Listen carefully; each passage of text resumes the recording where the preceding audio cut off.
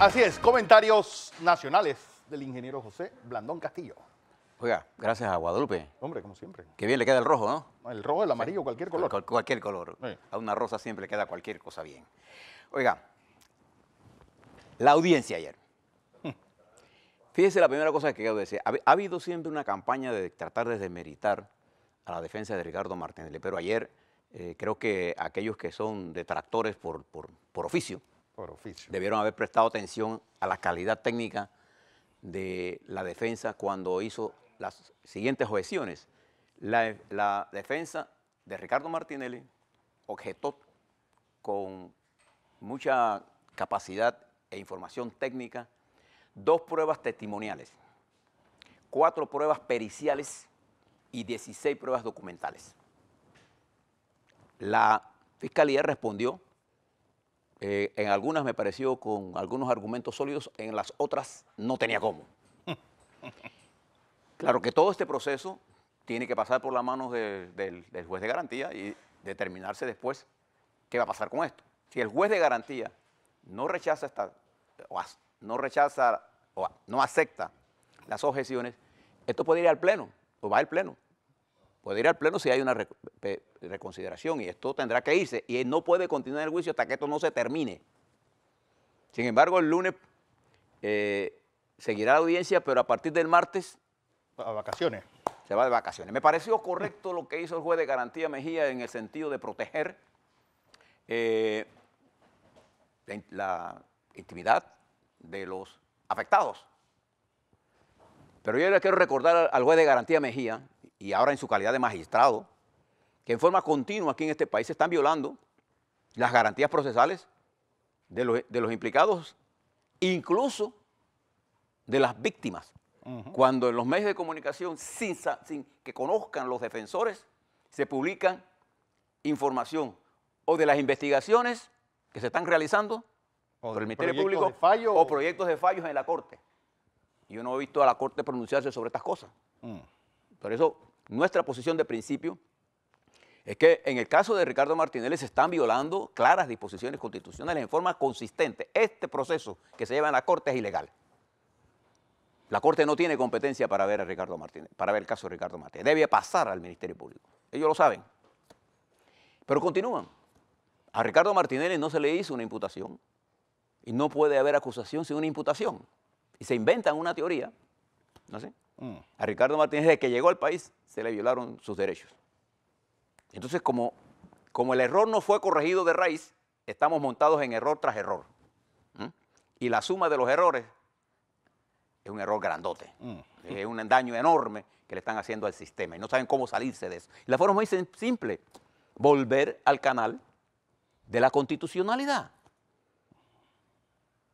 ¿Y cuál es el canal de la Constitución? La Corte no tiene competencia ya. Pasarlo al Ministerio Público, que el Ministerio Público entonces haga todo el proceso nuevo.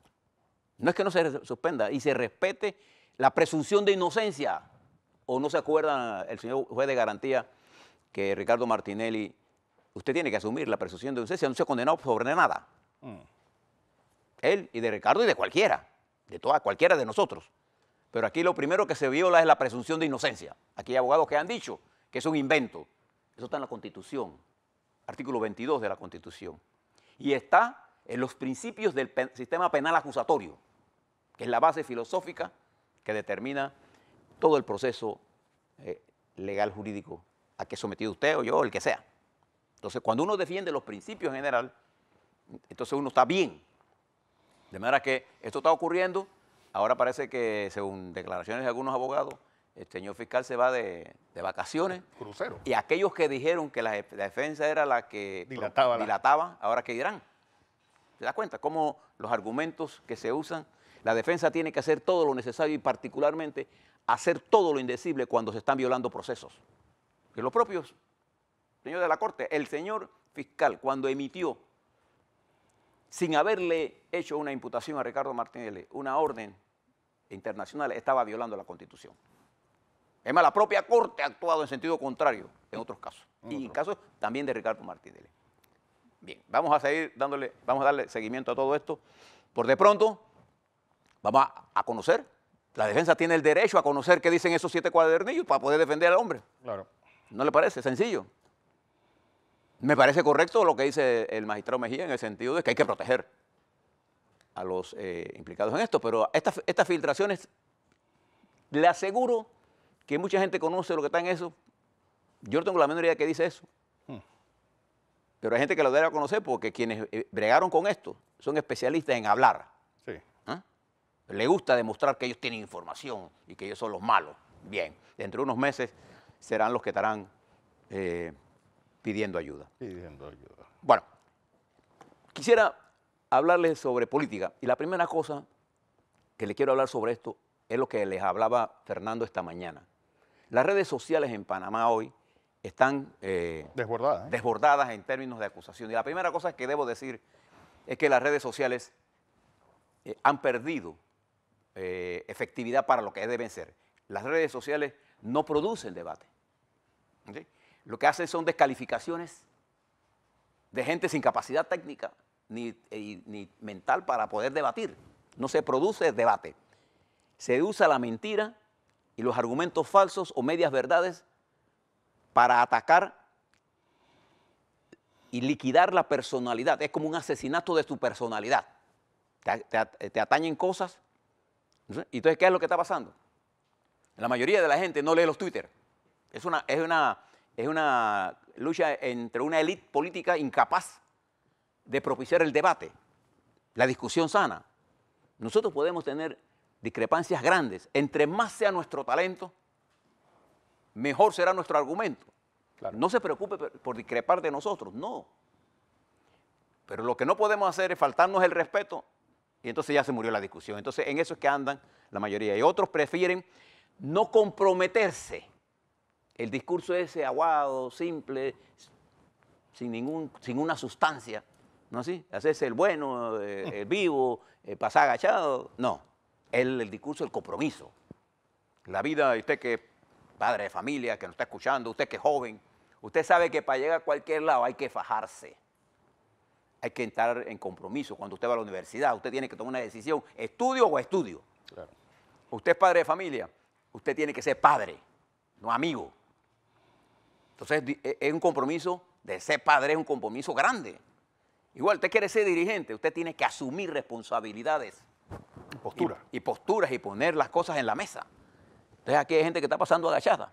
Entonces, esto que está pasando en las redes sociales lo que hace es enajenar, distanciar al electorado. Este es el divorcio, esta es la falta de encuentro entre la dirección política y el electorado.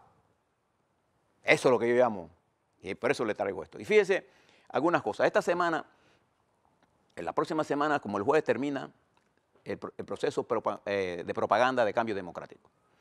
Y esta es una primaria, es la primera primaria que enfrenta una serie de características y se la voy a decir con mucha franqueza. Esta es una primaria en la que la campaña se ha concentrado en 2 candidatos, con el perdón de los demás candidatos. Y uno de los candidatos, en el caso de Rómulo Ruz, hay una petición de una fiscal, la fiscal Moore, que pide el levantamiento de Ruz para una investigación. Si esto se levanta y hay unas elecciones y para que la fiscal haya pedido eso debe tener algunas evidencias. Entonces, esto es un problema serio en la campaña de cambio democrático. Lo señalo porque esto es un hecho público. Esta es la primera interrogante en esta campaña. En la campaña del PRD, he visto los comerciales, algunos, incluso hay candidatos que creen que escondiéndose de enfrentar las cosas o decir, hay que resolver el problema del agro.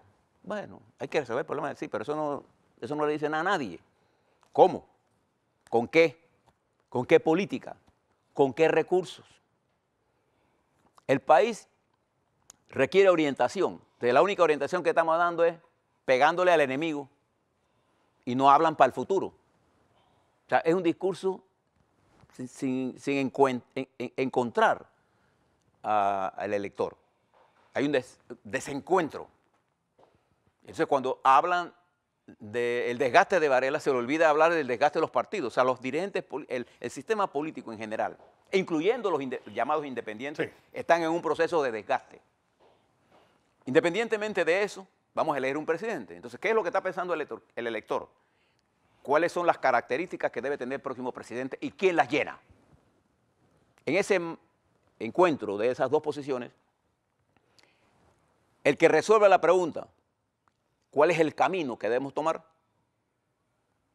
Ese es el que va a ganar las elecciones. Y recuerde que aquí esta es una campaña que termina en las primarias y hay entonces el evento de enero, que es el evento de la juventud, de la JMJ, el Papa va a estar aquí.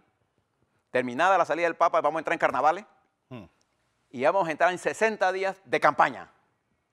Entre la presencia del Papa y los carnavales, borra todo y vamos por 60 días. Fíjese la diferencia ahora. Entonces yo no veo a los candidatos en los compromisos serios. Y las comerciales que veo, los veo sin sentido, no le veo. Nadie ha pegado un comercial que usted puede decir, me gusta. ¿Por qué? Porque los compromisos no existen.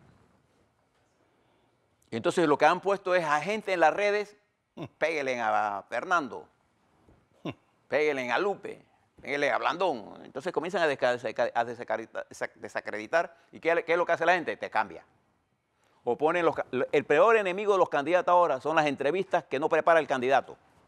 Escuché un candidato en estos días, es una entrevista fatal. Fatal. Entonces, yo creo que esto se debe al hecho de que los candidatos mismos, en su mayoría, no están preparados a la respuesta muy simple. ¿Tú para qué quieres ser presidente? ¿Para hacer qué cosa? Fuera de las acusaciones, cuando tú vas al terreno, ¿qué le interesa al panameño en este momento? ¿Cuál es su principal problema en este momento? El empleo. El empleo es el principal problema y los salarios. Ese es el principal problema de los panameños en este momento. Y particularmente para ese voto joven. Eso es lo que le enseñaba Lupe Castillero. Los jóvenes que se gradúan de 24, 25 años, entran con salario de $600. Ese tipo con maestría. Y ya no se puede ni tener familia porque con esos ingresos sumados los dos son $1,200, $1,300, $2,000. No le dan ni para comprar una casa ni para tener carro. Entonces, el empleo es el principal problema. ¿Cómo se resuelve el problema del empleo? Bueno, fortaleciendo la economía. ¿Y qué debemos hacer? No hacerle daño a la economía ahora. Porque si le hacemos daño a la economía ahora, el que llega en el año 19, en mayo, no va a hacer nada. Entonces, ¿qué tenemos que hacer? Fortalecer la economía de hoy. Y la propuesta que vamos a hacer, por ejemplo, ¿qué vamos a hacer con la porción de servicios, la plataforma de servicios? ¿Cómo la vamos a activar? ¿Qué vamos a hacer con el agro? Que hoy tiene una reunión vital, porque hay 30% de la población. ¿Qué vamos a hacer con los jóvenes para generar el empleo a ellos?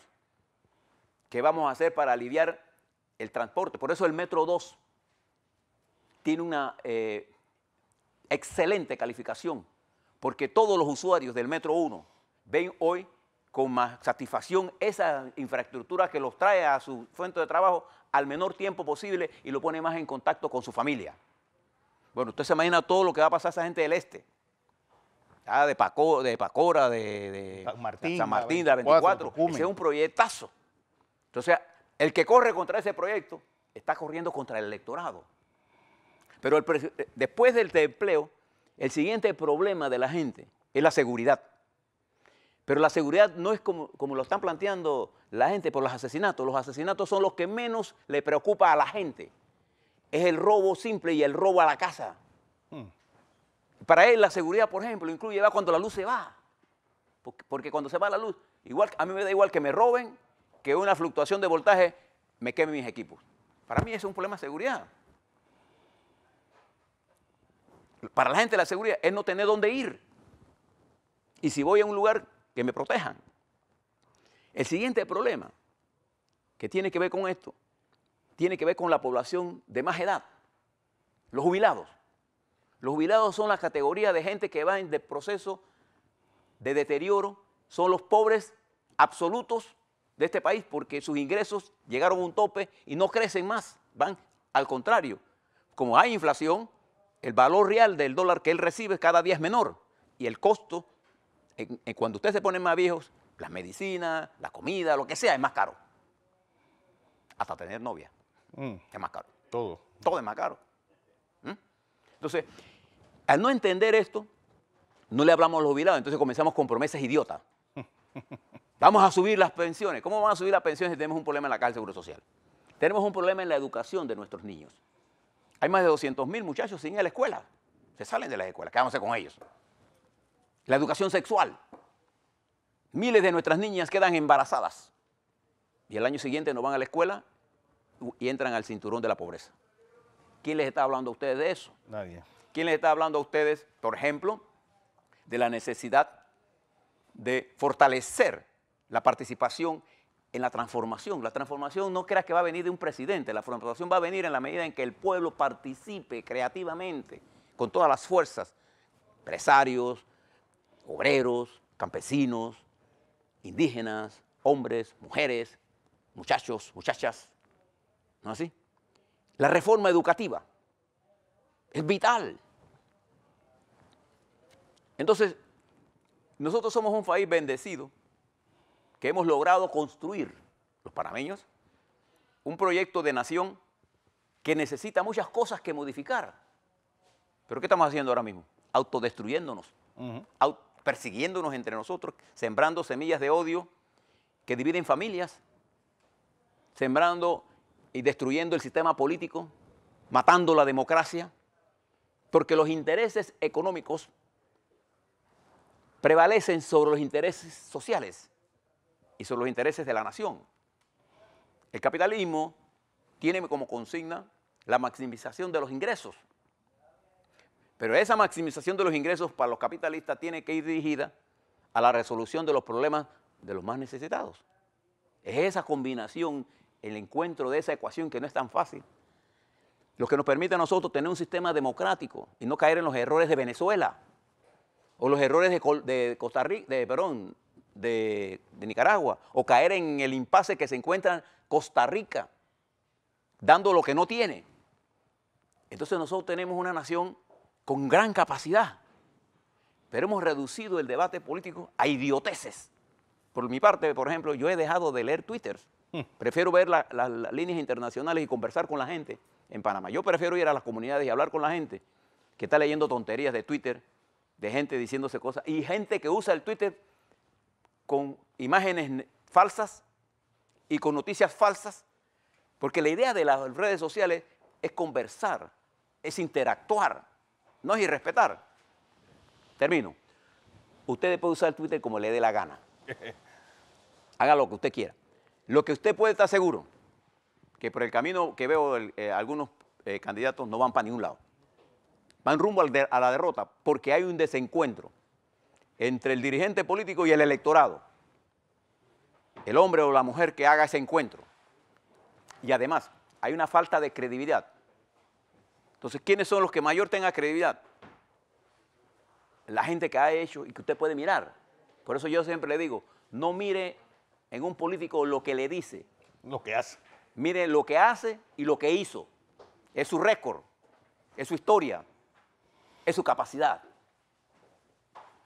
Todos cometemos errores. Por eso yo le decía desde el principio, yo no me considero jamás ser un hombre puro ni dueño de la verdad. Al contrario, yo busco la verdad. El día que yo tenga la verdad, ese día ya no necesitará estar vivo.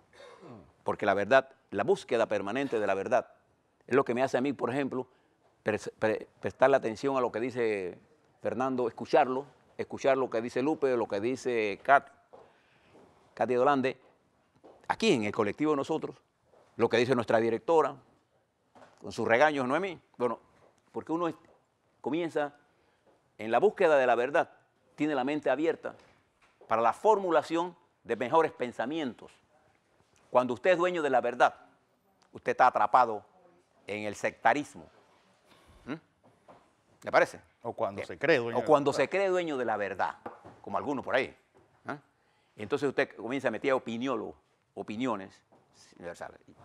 Termino diciéndole que pase un fin de semana, tómese su vinito, haga su...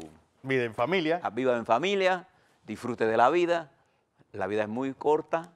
No, que hay muchachos jóvenes que no se dan cuenta que pronto van a ser viejitos y solo se disfruta la vida en la medida que usted entienda la fuerza poderosa que la mueve, que es el amor. El amor, así es.